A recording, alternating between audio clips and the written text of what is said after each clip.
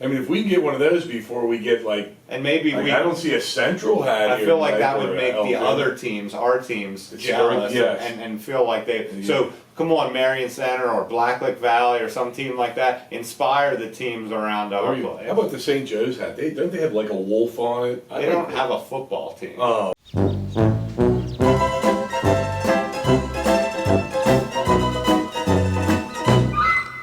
This episode is sponsored by UPMC Altoona Elite Orthopedics.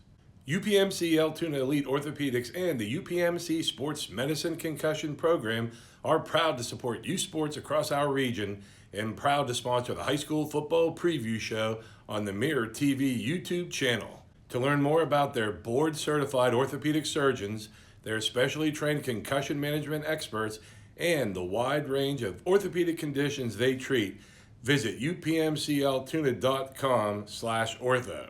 To schedule an appointment in one of their offices in Hollidaysburg, Ebensburg, or Bedford, call 814-889-3600. That's 814-889-3600.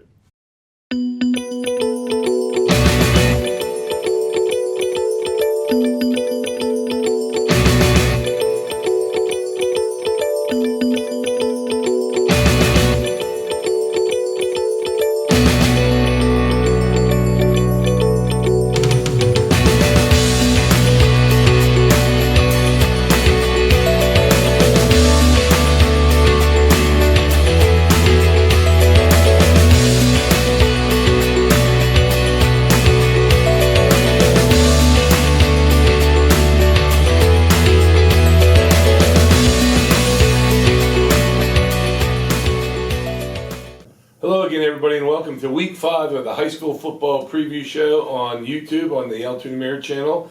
I am joined again by Mike Boydum, our high school football everything beat writer. My name is Scott Franca. We're going to get right to this first game because we don't have a hat to display. Mike has no hat to pull out from a chair. I have no hat to pull out from a chair. Somebody said I should reach out to somebody from Altoona. I don't know what else we have to do to get it up there. Juniata Valley this week, Michael. I told Mike about this in the other. Juniata Valley coaches saw me on Monday at a JV game and wanted to give me a hat. The one head coach of the JV team asked one of his assistants to give Mr. Franco the hat, and I was like, that was all right. But they actually were going to try and do that. I thought that was a really nice gesture on their part. You know, the other thing is we've gotten hats and mugs and masks over the years and everything. The one thing we really haven't gotten is a hat or something from a team that we don't really cover, and I would really think that was cool. So not this week, but in a couple weeks, I'm going to Marion Center to cover a Cambria Heights game, and I'm going to put a challenge out to Marion Center. I want a Marion Center Stingers hat. See, isn't that close to West Shamokin too? Yeah. And what about Panther Valley? Is that the River Valley? River Valley. River Valley, I bet you those colors would be cool. I would like one of those. I mean, if we can get one of those before we get and maybe I don't see a Central hat. I feel like that would make the other teams, our teams, jealous and feel like they. Yeah. So come on, Marion Center or Blacklick Valley or some team like that, inspire the teams around our place. How about the St. Joe's hat? Don't they have like a wolf on it? They don't have a football team. I'll take a hat though. I just want a hat. I want a hat.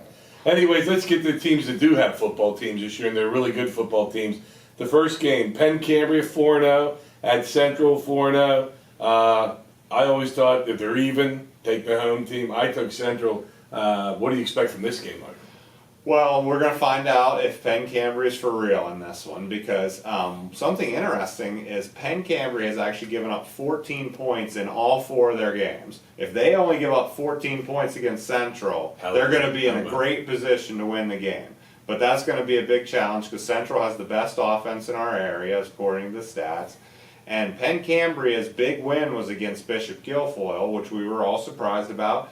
But Bishop Guilfoyle has struggled to stop the run against other teams, so we'll have to see how good Penn Cambria really is. And this is going to be the perfect test because Garrett Harold he's the leading rusher in our area, and he's number 2 in passing yards. Behind Jeff Hohenstein. And then Hunter Smith is the top receiver. So all the guys that are leading our stat categories are in this game. So it should be, and it's for first place in the Laurel Highlands along with Bedford. It's a really intriguing game. And the last team to hold Central under 20, would it have been the playoff game with Tyrone last year? Yeah. They kicked the field goal, and I'm trying to think.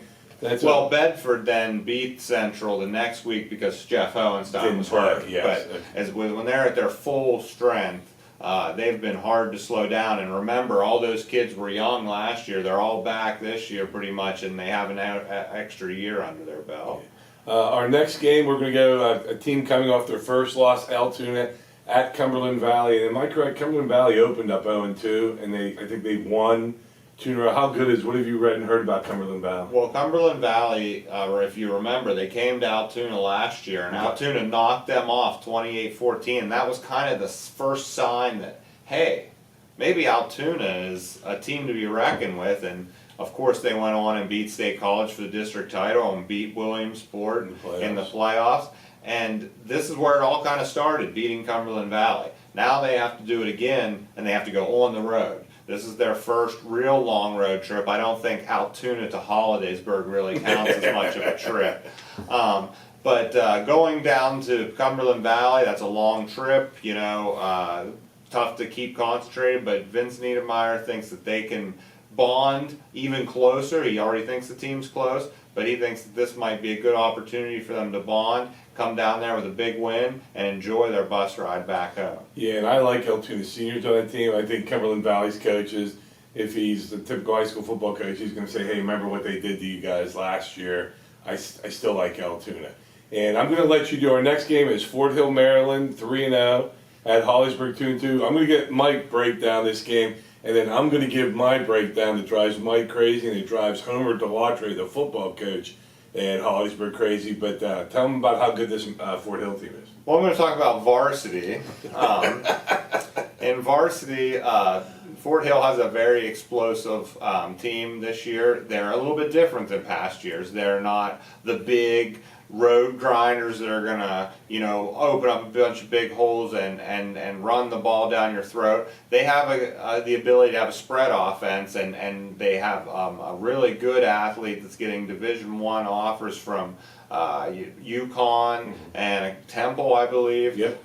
He's a threat out there for Fort Hill, and that's going to be the challenge for Hollidaysburg. Now, Hollidaysburg, on the other hand, offensively, needs to continue to be able to run the ball, which they did last week against Bellefonte, but had not done previously. So if they can mix in Jake McGinnis throwing the ball, which he's done well at times, and run the ball well, like they did last week, Hollidaysburg can get on a roll going down the stretch here, even though they play some pretty tough teams. Yeah. Fort Hill's first 2 wins have been 17-7 and I believe 28-14. And then last week they beat Southern Garrett, I believe 69-0. And then that scared me. I looked at Southern Garrett's lost 3 games, 84-0, 69-0, and 46-6. So I think they're probably more of the other 2 teams. The fact is that they're playing defense. The Fort Hill teams I always remember, they used to just play 11 people at the line of scrimmage, and it was just hand-off hand. It was almost like a bizarre version of the Westmont Hilltop run game. But what I was joking about earlier is in 9th grade, Holliesburg beat Fort Hill. I was at the game. Jake McGinnis had a big game for us in that game. In 8th grade, those same kids beat us the year before. Rob Berkey, who's the junior high coach at Holliesburg, was with me at the Bellefonte game last week. He sat there and said the same thing. He goes, I don't think our kids will be afraid of them. Because I think in the past, you look at Fort Hill's scores, and they just crush people. And they have a kid that's kicking, I believe, at either West Virginia or Maryland. They have kids playing at Marshall. And I just don't think 2 years ago when Bryce Marlacki was a junior, Holliesburg only lost him like 10 points. Which I thought, I think Holliesburg has a chance to win this game. What? I don't think Fort Hill, I think State College is a better football team than Fort Hill. And that game was 17-14 with a minute to go in the 3rd quarter. That was my Michael comment, rebuttal. Dan will put it in with the computer later, maybe.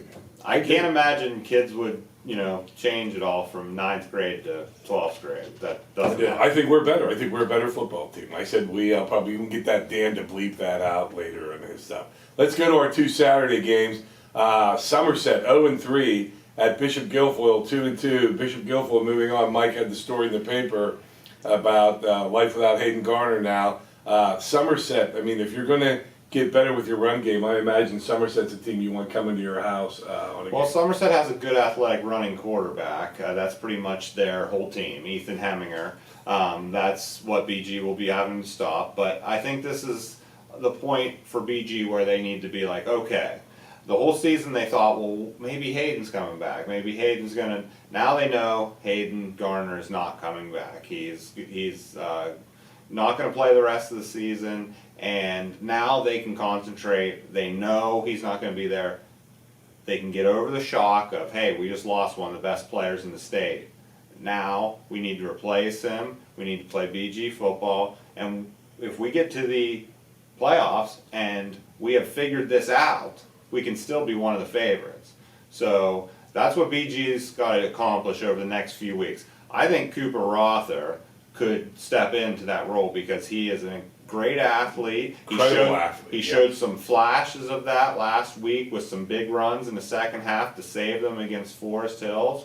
And he also showed flashes of that when he was a freshman filling in for Keegan Myrick when Keegan Myrick got hurt. So I think BG just needs to spend the rest of the season figuring that out, and if they get it all figured out, they'll be a threat. And I like the Drew Abraham kid. I think he could get more carries now that Cooper is going to be elevated. He's a quick kid who's also a really strong kid. I think he could run over people as well.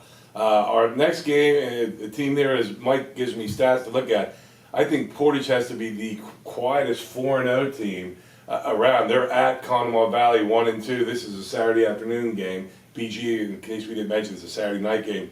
Conemaugh Valley, I mean, this game shouldn't be a... Well, one of the reasons I put this on the list for this week is because Conemaugh Valley will likely be in the 1A playoffs, and maybe these teams might run into each other in the playoffs. And Portage has struggled against these teams once it gets to the playoff time. So maybe this is a chance to assert some dominance, show that they've been able to learn how to sprinkle in the pass, and they do have Orrin Heidler, they have John Wolford, and they've been able to mix in Caden Clore a little bit running the ball, and that's given them kind of a three-headed monster there, and then with Miko throwing the ball a little bit.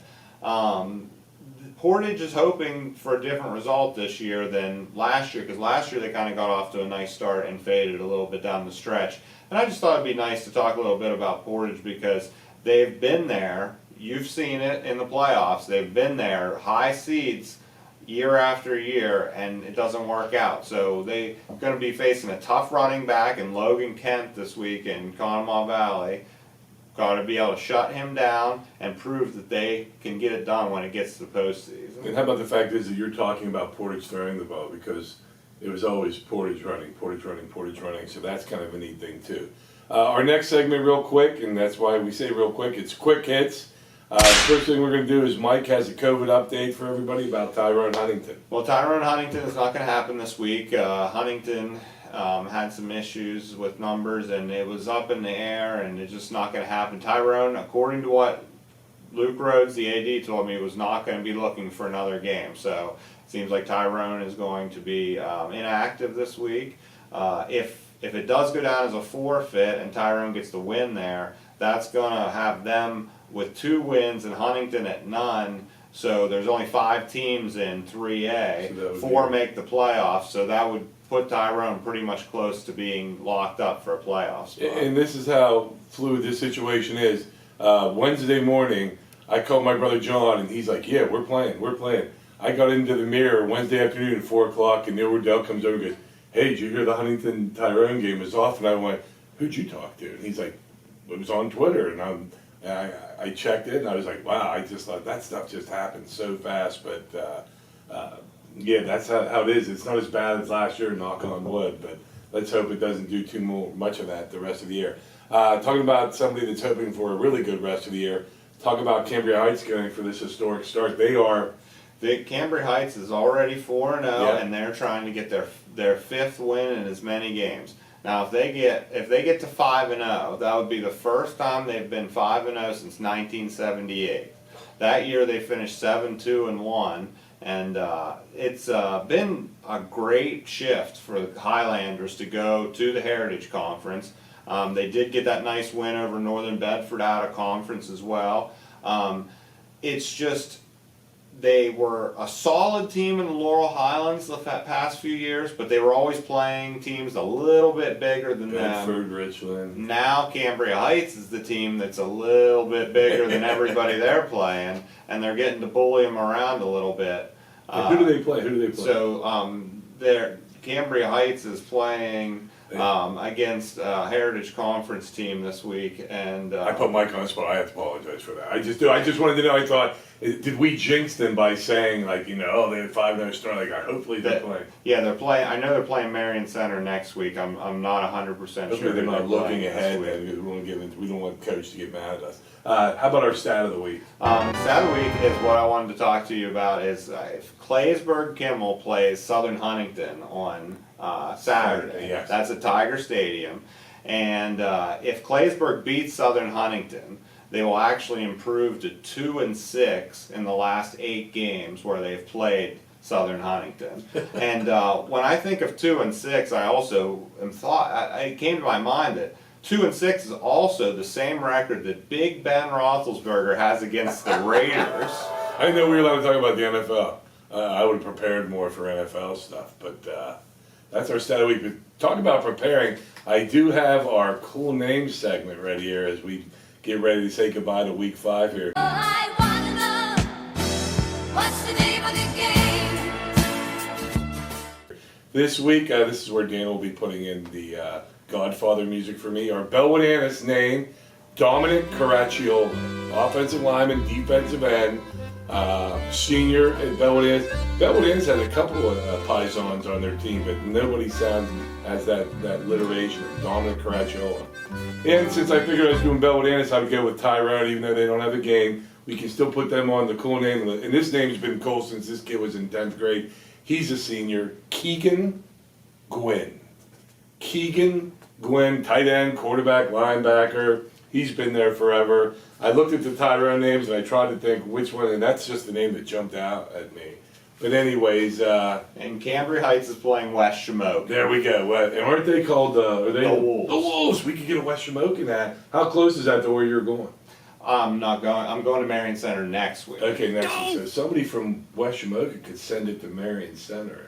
I just want more hats. Or they could just give it to Cambria Heights, Or and they Pat could give- Waxmunski could pick it up. There we go. Cambria. Hey, after you're done beating us, do you mind taking this hat back to Blair County on your way back to Patton? Anyways, that's going to wrap it up here for week 5. Week 5? Patton is not in Blair County, by the way. Yeah, Patton. No, I said Patton on their way to Patton. If they would come through. I know Patton's Cambria County. I do know. Cold Bowl, all that stuff. But anyways, there's our 5 hats again that we'd like to show off and thank Tyrone, BG, Bellwood, Penn Cambria, and Hollidaysburg for. For Pat Waxmunski, who's our guest director this week, Dan Eisberg's on assignment. I guess we'll say that. For Mike Boydham, I'm Scott Franco. Thanks for watching.